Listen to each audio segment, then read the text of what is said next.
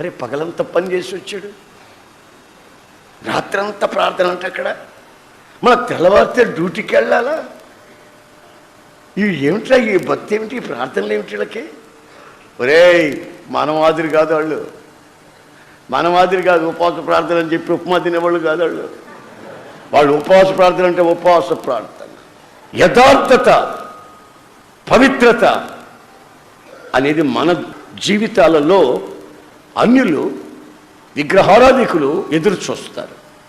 అప్పుడు నీ నడక, నీ పడక, నీ ప్రవర్తన, నీ నోటి మాట, అవన్నీ వాళ్ళు ఒక్కసారి గుర్తుపడతా ఉంటారు.